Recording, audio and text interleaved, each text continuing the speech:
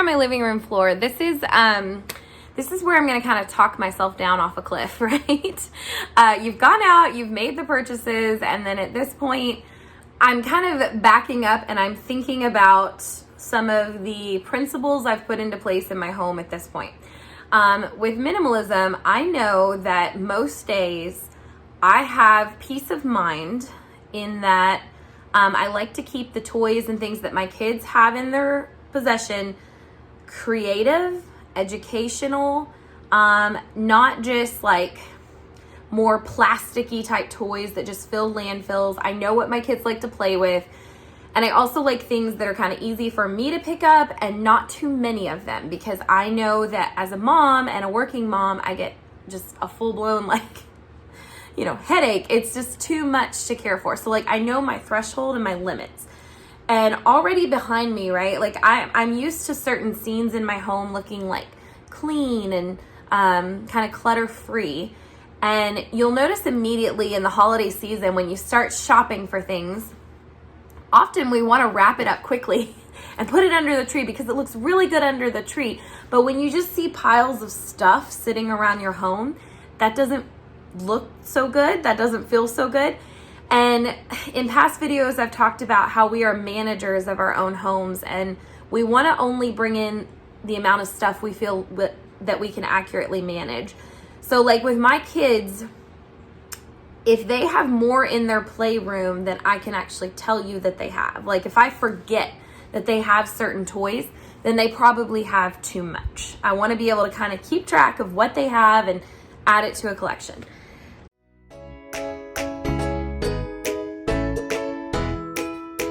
Hey friends, welcome back to my channel.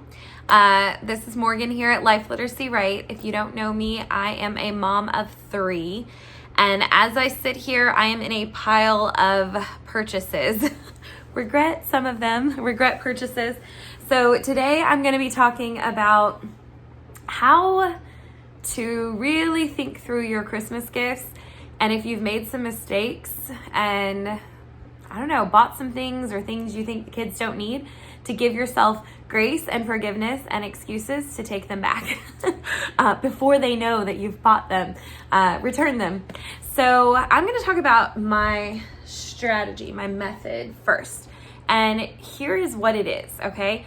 I have literally had my husband pull out all the gifts. We've been kind of stashing them away in different closets and things as I buy them, and I don't want, the kids to see them. So that's my first thing. When I need to take an inventory of things I've bought and I need to really just see if they were necessary, useful, whatever, I pull them all out. So I've got everything.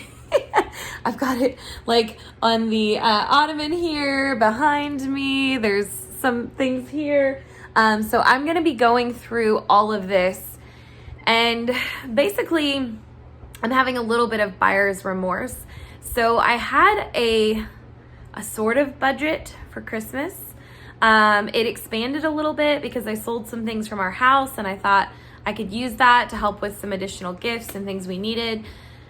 But now there's this part of me that is struggling mentally with that buyer's remorse and kind of this new concept of minimalism, and also trying to be debt-free of, do my kids really need all that I got them? And while I very carefully considered each gift and I thought through, is this going to be okay in our house? Is it going to have a lot of pieces? Is it going to drive me nuts as a mom? I think I can scale back a little bit more. So it's a little bit of a painful process, and it's not easy because it means I may have to actually go out and return some stuff, and that is not fun, especially in the weeks leading up to Christmas. It's the stores are nuts. But I don't know. I just wanted you guys to see the real life. I went out and I probably bought too much for my kids, but it does not mean that I have to put it under the tree. Okay. Just because you went out and bought it, sometimes we make mistakes and we'll have these moments of sobriety, right? Where we can reflect back on our goal and we can think, maybe I wasn't in the right mindset there, or maybe when I went out to the store, I got caught up in all of the commotion or the sales or people like rushing to get the gifts and the toys for their kids. And I don't know, it really, it pumps you up when you're out shopping, especially a person like me who has used shopping in the past for emotional reasons and uses it, I don't know, like I'm a little bit of that shopaholic, right? I know I have those tendencies. And as much as I tried to combat that when going out, I still struggle with it, and I'm still actively struggling with it. But it doesn't mean that you just throw it all under the bus. Like if you go out and you've spent too much, there's still receipts. As long as I haven't taken off the tags, I can still return some stuff, right? And I'm not saying that you should do that every time, but I am saying when you're learning a new system, when you're trying to work towards something like being debt-free, or when you're trying to move your household towards minimalism, or, you know, making your kids not so materialistic, it's a learning process, and you've got to have grace for yourself, and you've got to realize that you're going to make mistakes, and it's okay. It's okay to keep trying again and again and again, right? It's that continuous attempt, that long-term grit that gets you there to your ultimate goal, whatever it may be. And for us, we want to be debt-free. And I just started reflecting and thinking like how much of what I purchased may have been like a guilt purchase, because I felt like as their parents, I want to show them that I can, I don't know, that I'm this amazing provider, or how much was it because of my own childhood Christmas? When I was a kid, I felt like there should be, you know, X amount of things under the tree. And so really rethinking all of it, debt-free, minimalism, it's made me rethink all my Christmas traditions under that tree. So, all right, I'm gonna go ahead and like put everything I bought in piles, and I'll show you guys what I have. Separated them into piles, and I wanted to show you guys what I'm looking at here, because this is why I do this.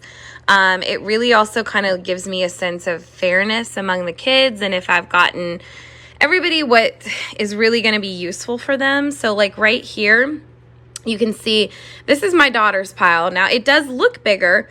She has some larger boxes here, but there's also, I think, there's extra here that needs to be kind of balanced, and I'll explain that. Some of that is because of these calico critters that I've bought, because both kids actually like them, so they're kind of a both gift. So I'm gonna have to make a decision about that. And then here's my son's pile. We've got you know, different like activities. I'll go over all of what I am getting and which ones I'm gonna kind of nix and let go of in just a second. And here's the baby's pile. So she's not even 2 yet. She's going to turn 2 in January. So I am actually keeping her Christmas very simple. Just because, I don't know, just because you have that third kid, it doesn't mean that they have to have a certain amount of stuff or certain things. These are just things I think the baby will really enjoy. She is absolutely in love with dogs. So I got her this one that makes noises. This is like a learning activity bus. And then I got these off of a like local online forum. They're the really good like Geranimals building blocks. So that's part of her toy. All right, so let's talk through these now. We have a local like online swap meet thing that moms can sell their toys and stuff on. And while I was on that, I saw for sale a really good deal of a dollhouse. It was a Calico Critters Green Hill Manor house. And I got this for the kids. And it was, I mean, it's used, but it's like a vintage item. It's really good.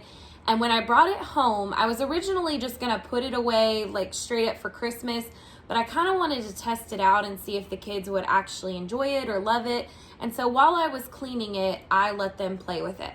And they adored this house. They played for hours and hours and hours. My son, my 8-year-old, and my 4-year-old played together in this house, getting along, playing with the little creatures. Like I've got the house right next to me. Like here's like one of the little bunny rabbits. They're like little woodland creatures that you can fix up this dollhouse for. When they wake up, it's gonna be Christmas time, and they'll say, and Santa will get the present at the tree. We could pretend like there was a tree, right? Right. Evelyn, can you move a little bit? No, this is the blanket. I know. Okay, let's put him on, and I'll get the blanket. Here. Thank you. Now he's gonna make some cookies. Yeah, he's making cookies. Mama's resting. She's tired. Yeah. From school. And then like the baby pig went away.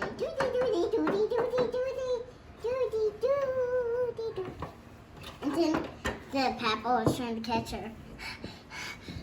Come back here. Papa? Yeah, this papa. It's not. Yes, it is. Oh, okay. That after I had bought some of this stuff.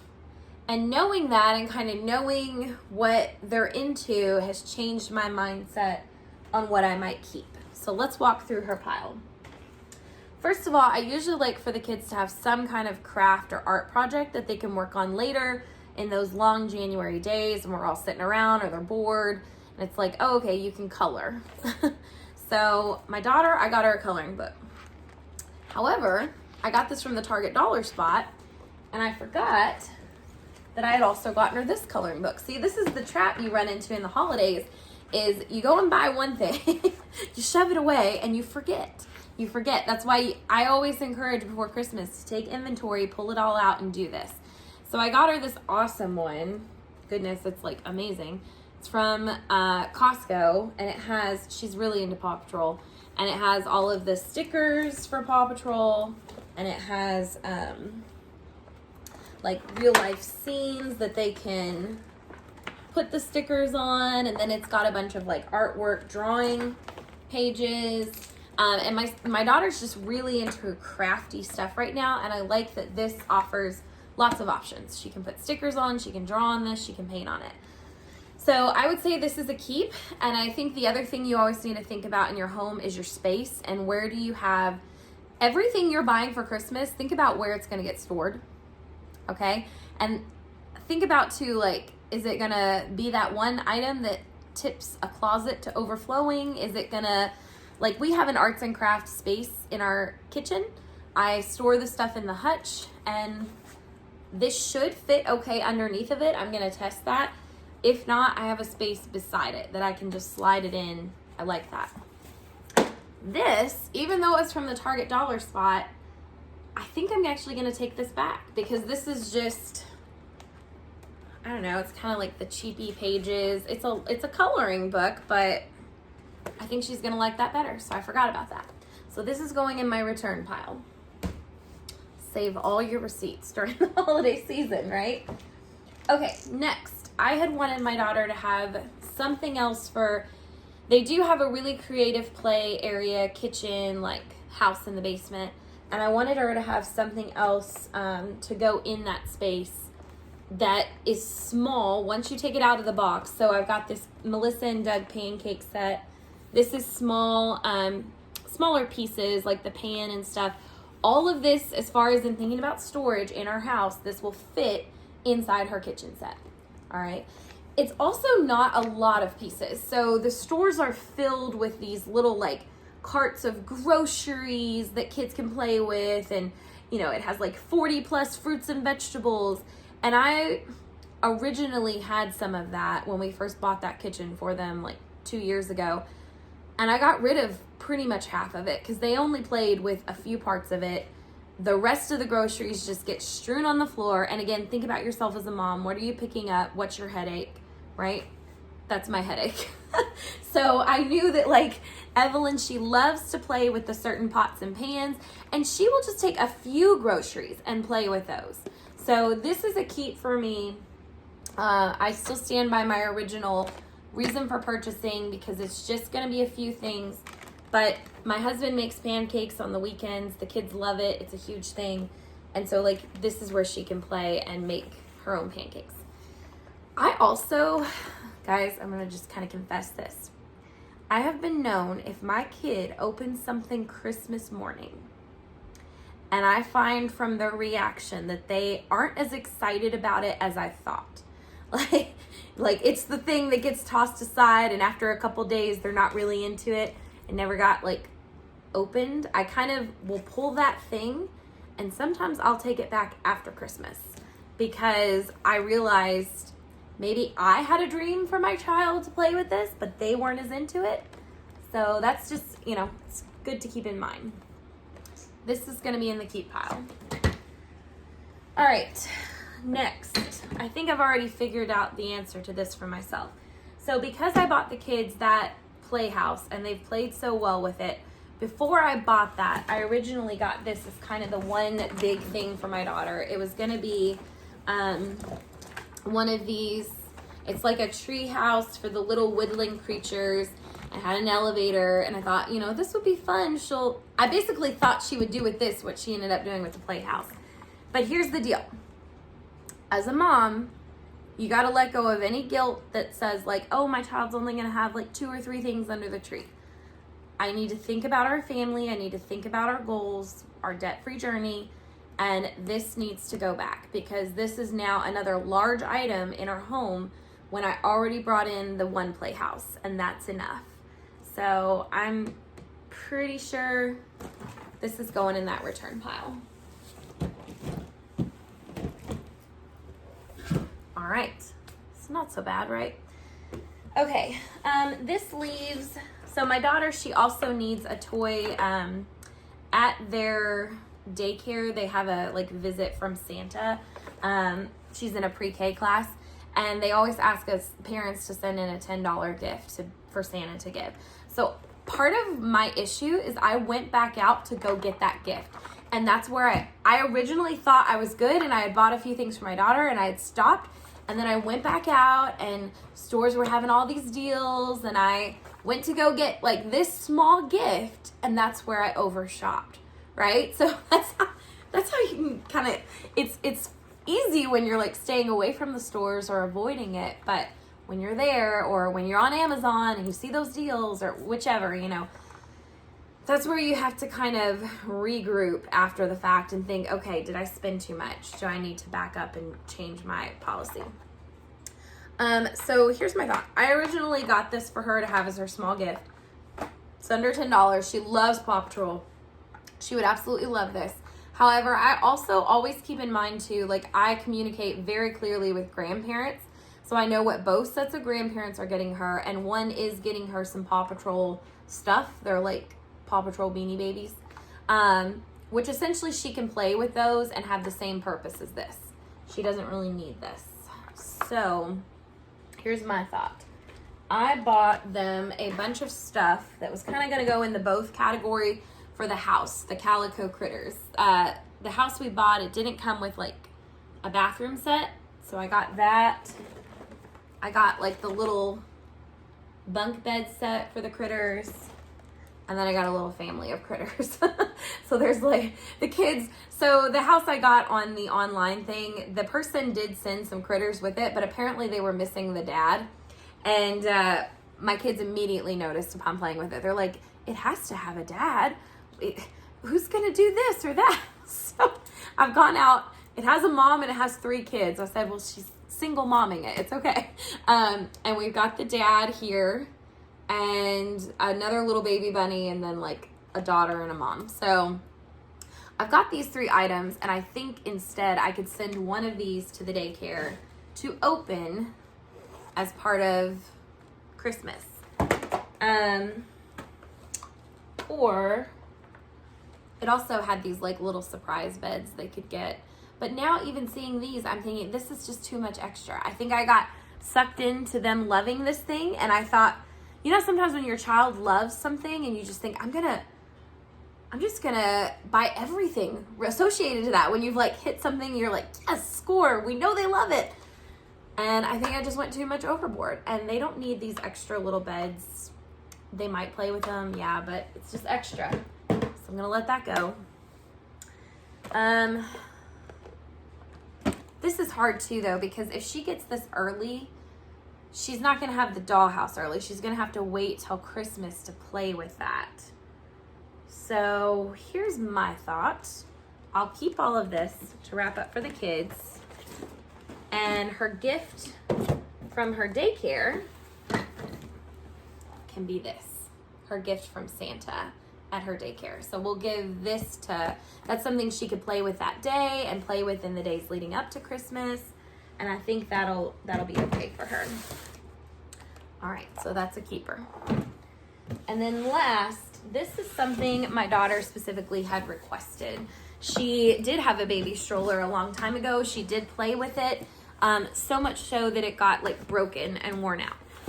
And I do believe she would play with this. I'm always a little hesitant bringing big things that sit on our floor because it creates that clutter, visual clutter. But then again, like I've seen my daughter take the stroller outside. I've seen her play with her babies in it.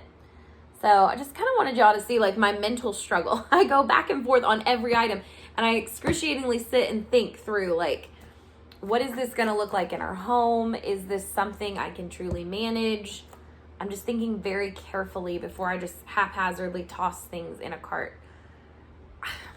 You know, I don't know. I think what I'm going to do is I'm going to decide between this and I had got her one other thing.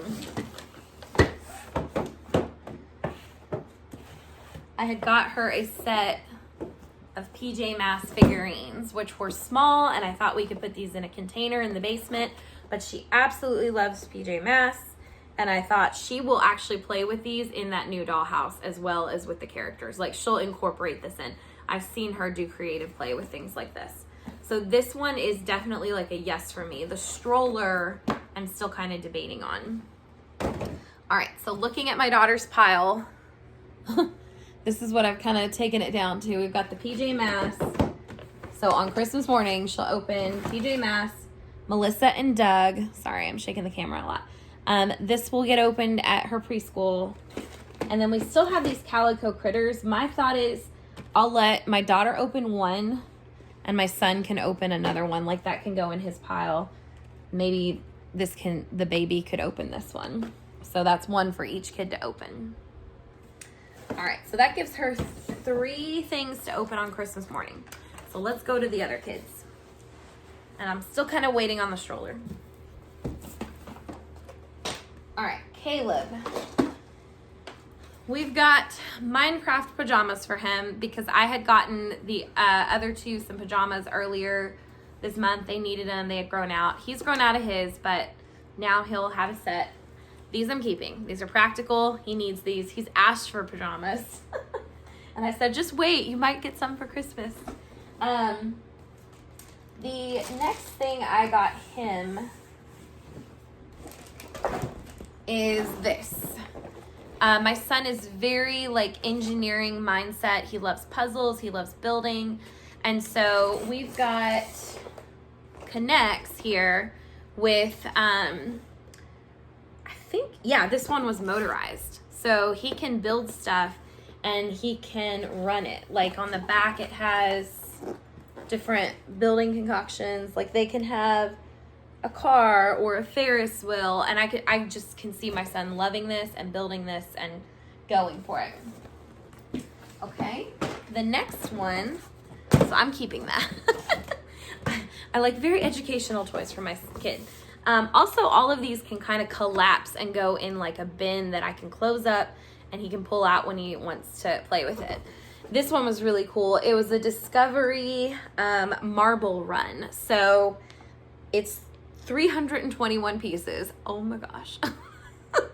It'll be okay. Actually, he plays with Legos a lot and we just have a giant bin that he keeps them in and he does really good putting them back in there, and I think we can manage with this. But it's a construction set where they can build tracks for marbles to run in. And I just think this is something he would love to do. So this is one I'm saying that's a keeper. So that's 2 items for him on Christmas. Plus pajamas, but I don't really count the pajamas so much. And then he has, this one was kind of for all of the kids, but I'm going to let him open it, is we love these Magna Tiles. I have a bucket I just keep magnets in. The kids love to play with magnets. It's just a great educational toy. So I'm keeping that. Actually, several of these I got for good deals too. Okay, and then I got him just like a little, this is like a Minecraft grab and go bag because he loves Minecraft. But speaking of, since I am returning the big tree house for Evelyn, I had got my son this Minecraft Lego set, and I think I'm actually gonna take it back because I think it gets lost in the mix of all these other things. I also know that we have a relative who's gonna be getting him some Lego stuff. So I don't need to fund that. I'm gonna put that money back in our pockets and potentially towards debt, right? This is the last one I can't really get rid of. I have affinity for this. So I grew up in my middle school years reading Harry Potter. I absolutely love Harry Potter. I understand in some Christian circles, some people are very much like against it. I get that, but I don't know. I'm a reading teacher, and I think that I'm just gonna adjust this real quick so you guys can come a little bit closer to me. I think that all books can be beneficial if they're read under the right guidance. I think you can look for themes in books. I think you can also judge when your kid is mature enough to actually read a book and not take it as fact and understand that it's fiction. Like when I read this, I didn't go out believing that there was actual wizards in the world or in magic or the occult, right? Instead, I took away these amazing themes about friendship and love and sacrifice, and it's just a really epic storyline. So I've always loved it, and I actually enjoyed doing reading through some of this with my son. But anyways, Costco released this book, and it's the first edition of Harry Potter, but this one is so cool, you guys. It's like interactive on the inside. So it's the actual like text and all of that. I'm going to be very careful. They have like cardboard in some of the pages. But then it has these interactive elements. So hopefully you can see this. Like this is one with like a spinny thing that you can, they apply to different parts of the story. The colors and the images in this are just beautiful. Like here's some of them. So this new edition reprint is so cool. And then like here's a page with Diag and Allie. And look, the bricks, they part. Try and do this one-handed. And it spreads out and it shows you the whole like alley that they go in. I'm totally nerding out as a book nerd right now. I'm like, this is just the coolest thing I've ever seen. And I so wish I had this as a kid. So I don't know if I'm buying it more for my son or for me, but I thought it would be really fun for us to like read together. And look, they even put like nice paper between the pages to keep everything just really nice. Here's the, in the book,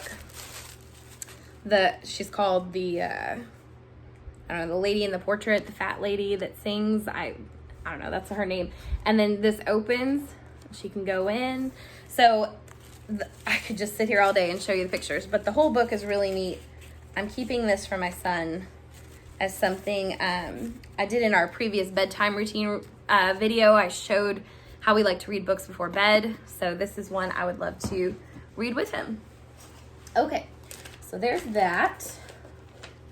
And finally brings me to the baby. So the baby, I'm actually very happy with everything that I bought her. I kept hers very simple. I showed you a little bit of it earlier. I got her this bus because she loves things with wheels. She loves music and noise, and this makes noise, and the people are removable and she can play with it. It's that Target brand, B, I guess it's just called B. It's for like, be smart, be bouncy, be driven, be on time, be you. That's their slogan. Anyways, I like this. I've seen her play with a Fisher-Price version of like this at my parents' house that's more older, and she loves it. The dog. My daughter, Eden doesn't even watch Blue's Clues. She's just obsessed with dogs right now. And so I tried to find like, what is the smallest, softest, cute little dog she could, because she literally walks around with another dog just snuggling it. And this one makes noises, as you've heard. So she's gonna love that. I got her a pair of boots because in the summer we like to garden, we like to go outside, and she's the only one of my kids who doesn't have boots. So a practical thing. And then I mentioned earlier, so I got this whole like Geranimals wood block set. Again, you don't have to get things brand new. I try to look on like the forums and stuff, and I try to look for like lasting things like these wood toys. This was $10. I think I saw somewhere on other places it was listed for like 40 or something new, so I got it 10. And then I've got this little thing that will let her open. All right, let's take a look at our return pile. So sorry guys, I know my house is looking a mess, but here's what I have gone through, and I'm still debating on the stroller. Honestly, that one, my final kind of say on that is I'm gonna check with my husband. So if I'm debating on something like that, I bounce the idea off of him. We'll see what he thinks. I really value his opinion on that. But the rest, this stuff can go back. I think it's extra, not necessary. I think I got caught up into the buying trap. And I think that if I look at this pile over here of stuff that for all 3 children, I think this is about what I can manage and handle coming into our house. Oh, I see I missed the little calico critter set there. Hopefully you can see it all. So I think this is it. I think this is what we're going to do for Christmas. I'm pretty happy with my decision, and I don't know, I just wanted you guys to see that the struggle's real, okay? As a minimalist mom, I'm not going to not buy my kids anything. I am buying them stuff, but I like it to be educational. I really want it to just meet them where they're at with their interests and what they love. So anyways, thank you guys for watching, and hopefully this is helpful to you all as you make your Christmas purchases and decisions. And I'll see you next time.